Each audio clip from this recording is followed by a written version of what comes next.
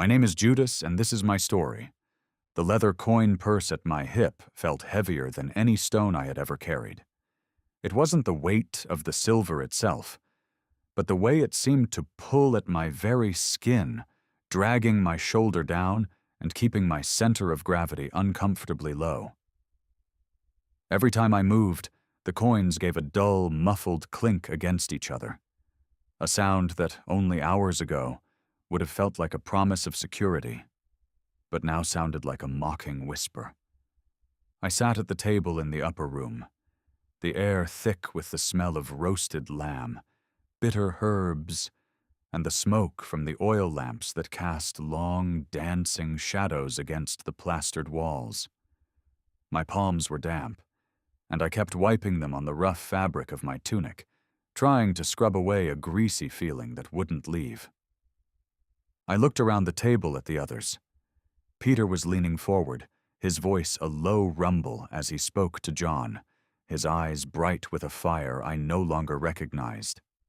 They were all so certain, they were all so sure that the kingdom was coming in a flash of swords and heavenly fire. My internal dialogue was a jagged, repetitive loop of frustration. They don't see the walls closing in.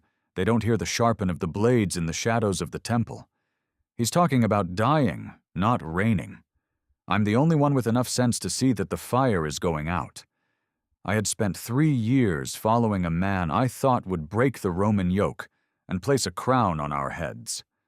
But lately the talk of crosses and sacrifices had become a leaden weight in my stomach. I felt like a man on a sinking ship while the rest of the crew was busy polishing the brass. I reached for a piece of bread, my fingers trembling so slightly I hoped no one would notice. The crust was warm, the smell of yeast filling my nostrils, but I knew it would taste like dust in my mouth. I kept my head down, staring at the grain of the wooden table, avoiding the gaze of the man at the center. I could feel his presence like a physical heat, a quiet authority that seemed to pin me to my seat. I had made the deal in the dark alleys near the treasury, the air smelling of stagnant water and old incense, thinking I was forcing his hand, thinking that if I backed him into a corner, he would finally show the power I knew he had. But sitting here in the flickering light, the clink of the silver against my thigh felt less like a strategy and more like a trap I had set for myself.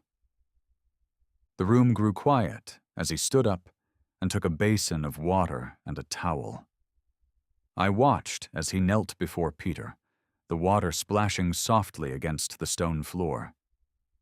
The humidity in the room seemed to rise, the scent of wet feet and damp wool mixing with the herbs.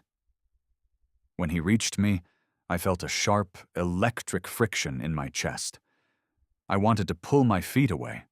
I wanted to shout at him to stand up, to stop acting like a servant, to be the king I had signed up for.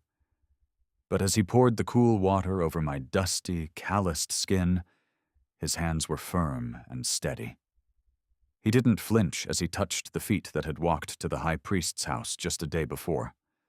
My internal monologue screamed, "Don't touch me! You don't know what I've done!" But his silence was louder. It was the silence of a man who knew the end of the story and was at peace with it. We reclined back at the table, the meal continuing in a tense, heavy atmosphere. He took the bread, broke it, and spoke of his body. He took the cup and spoke of his blood. Every word felt like a nail being driven into my resolve. The hinge moment of my soul didn't happen when I took the silver. It happened when he dipped the piece of bread into the bowl and handed it directly to me. Our eyes met for a heartbeat, just a heartbeat, and I realized there were no secrets left. He saw the 30 pieces of silver. He saw the fear that had turned into a cold, hard betrayal. He saw the why behind my choices, the desperate need to be on the winning side of a war I was convinced he was losing. "What you're about to do quickly," he said. His voice was calm, almost a whisper, but it sounded like thunder in my ears. The friction in my heart snapped. I felt a surge of darkness move through me, a cold wind that seemed to extinguish the last spark of the man I used to be. I pushed back from the table, the legs of the bench scraping harshly against the floor. I didn't look back at the confused faces of the others. I grabbed the purse, its weight now a crushing burden, and stepped out of the warm, amber light of the upper room and into the night. The air outside was cold and sharp, smelling of the dust of Jerusalem and the coming storm.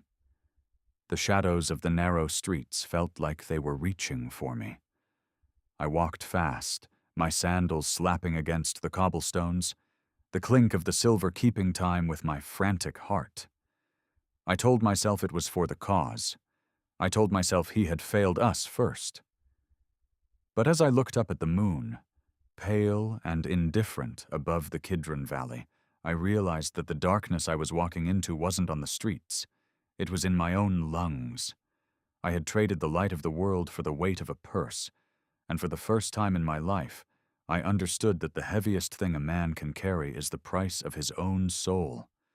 We all have our silver, the things we think will save us when the world gets dark. But when the sun finally sets, we find that the only thing that truly matters is the hand we let go of in the dark. The scripture reference is Matthew 26:14-25, 47-50, John 13:21-30.